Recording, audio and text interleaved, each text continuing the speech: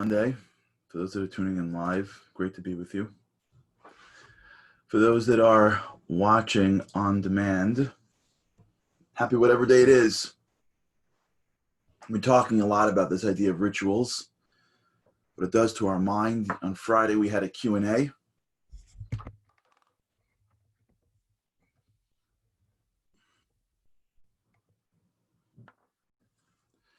think what we're going to do, just to give you guys a heads up, the questions are so awesome. And they bring out so many pieces that it's hard to do without the questions, right? That's the whole beauty of questions. It's the rapid iteration. It's the feedback. And sometimes I say something, I don't even realize that I'm being ambiguous. I'm being ambiguous in this area, and I don't mean to be. And the questions come in, and I'm like, I didn't really mean that, or I should say that, or that's a great question, or that's a good follow-up. So I'm thinking about this, and I'm not sure if this is going to happen yet or not, but I want to give you guys a heads up. I'm thinking of adding, for those who may be interested, to the daily boost, maybe we'll do a 10-minute section afterwards from 9:20 to 9:30. With God's help daily, just to do just Q&A every day, and then Friday we'll do some more, just because the questions are so good. So just keep an eye out for that. And if you're watching this on demand, it'll be a separate video. We're not going to move videos from 20 to 30. 20 is long enough as it is. But at least we'll have another piece, at least every day, of answering someone's question or trying to answer someone's question. So we've been talking a lot about rituals. I want to move into a new area today. I want to sort of like open up a new chapter. We'll circle back, as everything, it's all concentric circles. So we'll circle back to everything, because everything's interrelated to everything else. But I want to enter into a new area, because we've been speaking a lot about the aspect of our lives called thought, and how thought is really where the change takes place based on this concept called neuroplasticity, and how our minds are really being adapted based on our thinking. But if we learn how to think properly, right, not like messy, all over the place reaction, but like thoughtful, deliberate, consistent, even for parts of our day, we will then understand how to use our minds in the way we want them to use it. If we allow ourselves to stay the way we're doing, we should not expect much of a change, right? Albert Einstein.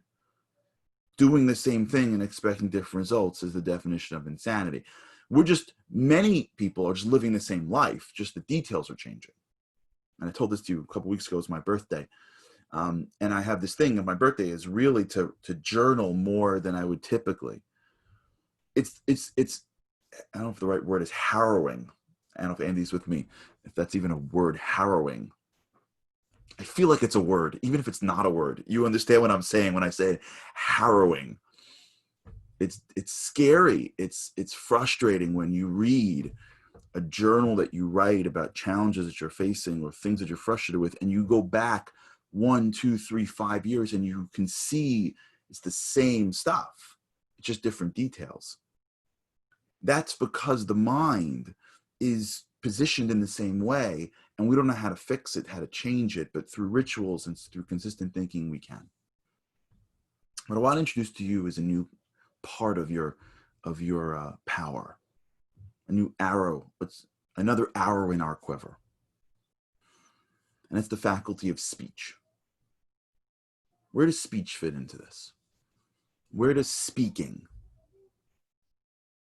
play in all of this? You know, what's amazing is when you start to delve into both secular work, mostly through science or research or through popular, what they call pseudoscience or whatever it is, or just popular culture, you begin to see patterns that emerge as to what's valuable. When you delve into spiritual work, it's harrowing. Thanks, Andy. It's totally different. Spirituality is almost like the inside of the physical world. The physical world sort of draws its sustenance, whether it realizes or it doesn't, on spiritual truths. And sometimes they're complementary and sometimes they're not. In the area of the physical world, the thing that we respect most when you put on our physical eyes are things that we can touch, things that we can sense. Action, What we do, we spoke about this, doing. What's your name? You ask somebody. What's the next question? What do you do? And somehow by what you do, I now figure out your value. Because action is of the most respected in the physical world. The business world, it's called bottom line. What's the bottom line? Bottom line is another way of saying all the stuff in between is wonderful. Show me what you got. In the spiritual world, it's not like that. Action is almost on the bottom of the list. Intention is the high end of the list. But in the spiritual world, there's something fascinating. In the physical world, the moment of creation, if you will, takes place when you do your thing. When you put in the last nail, and now the bookshelves are complete. When you fix the couches, and now the couches are done. When you make the phone or write the document. In the spiritual world, there's a moment of creation that takes place that's not in action. It's in another area. What area is that? It's the area of speech. If you notice, the Bible. Remember, the Bible isn't a history book. No one's coming to give an account. It's a lesson book. It's based on history. It's based on real facts. But the things that are in the Bible are done in a very deliberate way to teach very deep mystical lessons. One of the reasons why a lot of people get tripped up is they look at the Bible as a history book. It's a lesson book.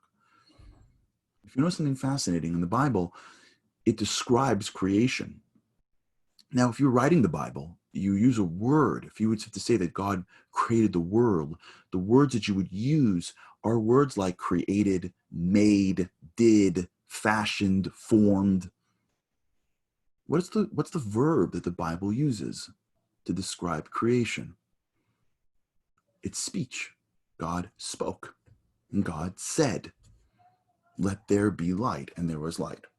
When God said, and God spoke, and God said. Well, why would that be? Why would that be? Why would that? That's not true. God's not a human being. He didn't speak. He wasn't yelling at like subcontractors, put the beams over there. Like, you got to make sure that the finishing is stronger over there. He wasn't doing anything physical. So since it's a spiritual experience, then why not just say it in the right word? And the answer is because the Bible is teaching us a spiritual truth, which is the moment of creation takes place at the moment of speech. Man and a woman walk down the aisle. Spiritually, they are two separate individuals. They come down from the aisle. Spiritually, they are one intertwined unit. Marriage into Judaism is not a partnership. It's a bond, a spiritual bond that takes place between husband and wife. How did their souls intertwine? What took place? Was some kind of surgery where one soul's ripped out and then they tied it together and off you go? What took place? You know what just took place? Somebody read a few blessings. But a few blessings under something called a chuppah, geared toward with the consent of two individuals, created a spiritual reality that wasn't there before. You know, there's a rule in Judaism called a vow, which means that if I take, which I'm not doing, taking an apple, and I look at the apple and I say, this apple shall be forbidden to me, which I'm not doing, then if I bite into that apple spiritually, the impact that it has on my soul is equivalent, so to speak, to eating anything forbidden like pork. Well, it's still an apple. It's still got the same. Why would it be any different than the apple? Because I said something. Because in the spiritual world, your speech is creating reality. Right, this week's Torah portion. I didn't realize it. Thank you, Zevi. That's why Yom Kippur even works. The whole concept of Yom Kippur is you can stand before God and say you're sorry. So what? The answer is because the words that you're saying is impacting who you are. When we understand that the most powerful faculty that we have as how we deal with the spiritual world is speech, we can start to delve into it and appreciate it for what it is. Speech is actually the linchpin between our actions and our thinking. Because the problem with thinking is messy.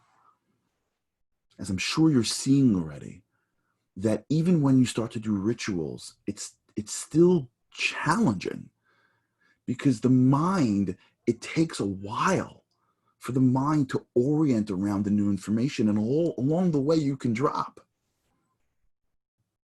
There's got to be a linchpin between your mind and your actions. That linchpin is speech. Now, we've been using it because for those people that have been journaling, I wonder who's still journaling from when we said that we should start journaling every day. I should take a poll for who's still journaling. Whoever's not, let's pick it up again. Oh, Reed is.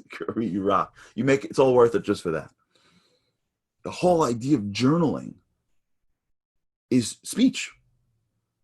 Because what takes place in my mind, and thank you, what takes place in my mind is messy.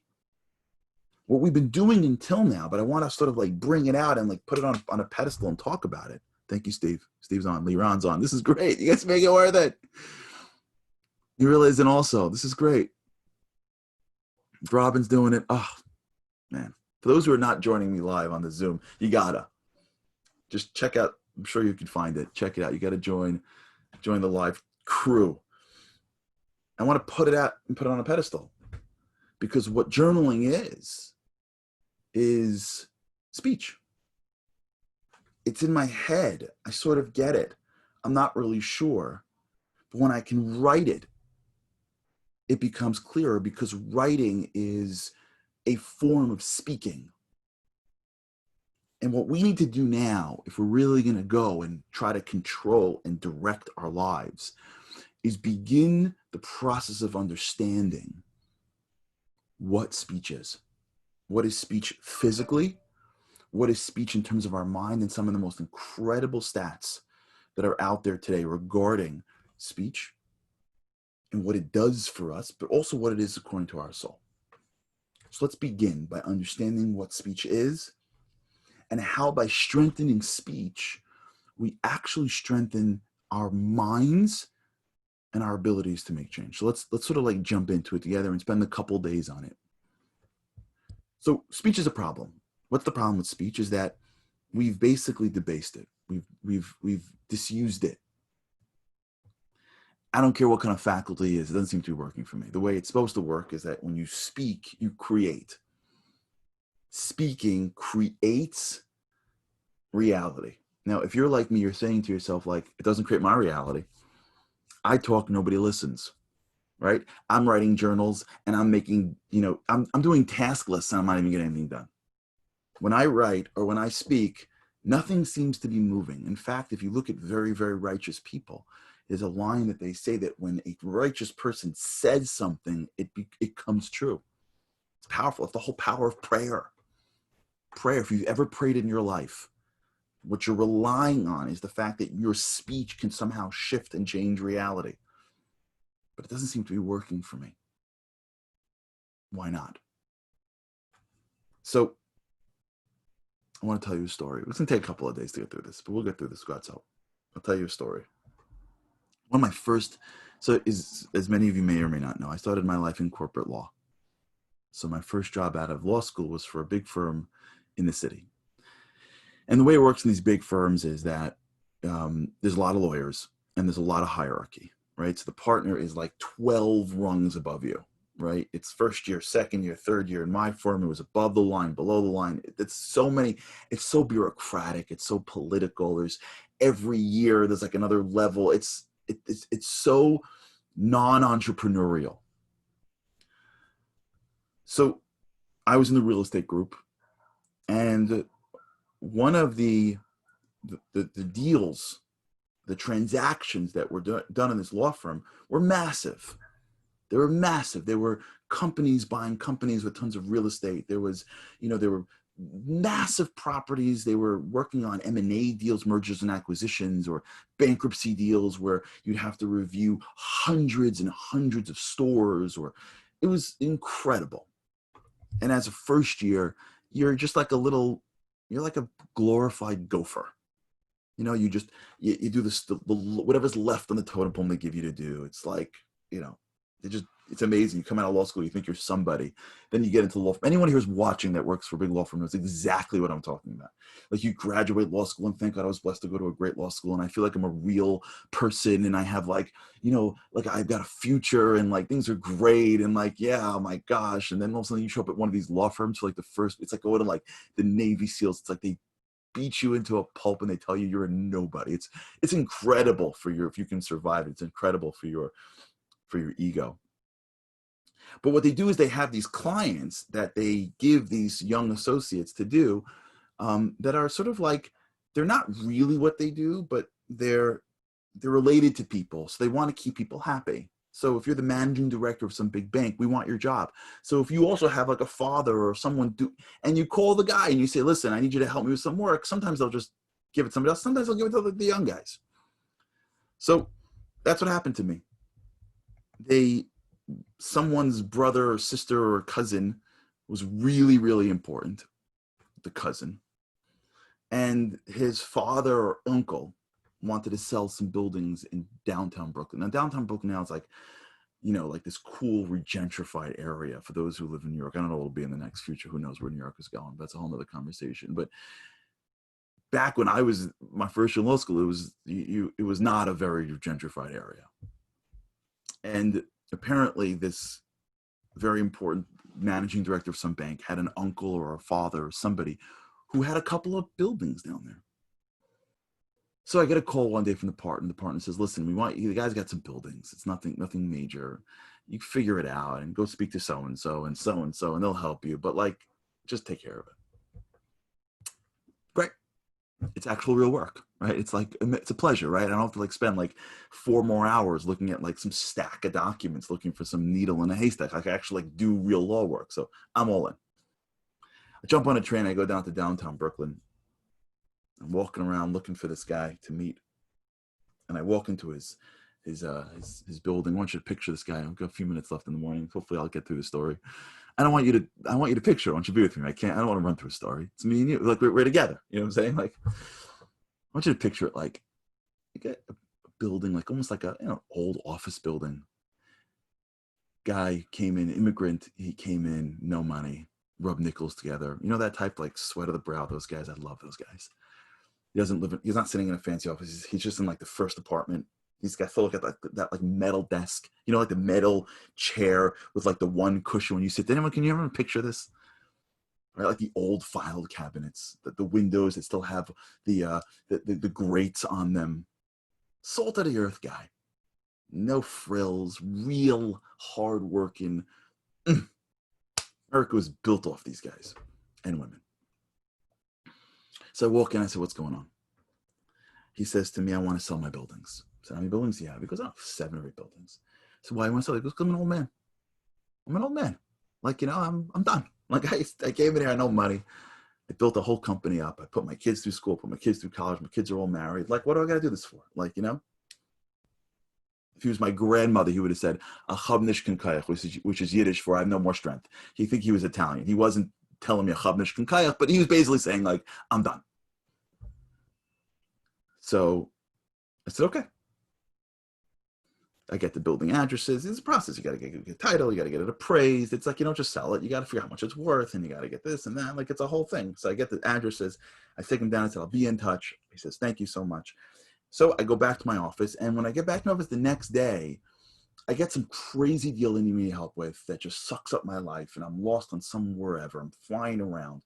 And I forget about this guy. 2 weeks, 3 weeks later, I get a call from a tech. Back then, they had Blackberries. Remember Blackberries? Back then, they had Blackberries. So I get a message on my Blackberry Sunday morning. Look at the Wall Street Journal. You get a text from your partner on Sunday morning. It's never a good thing. I look at the Wall Street Journal. It says that one of the big boxes, a Home Depot or Best Buy, just announced that they were building a store right near this area, which means that all the values of the property go up, right? If a big box is moving in, which means they see the neighborhood's got a potential, which means all the office buildings are going to be more valuable. I'm like, this is incredible. I didn't even work on this at all. I called the guy.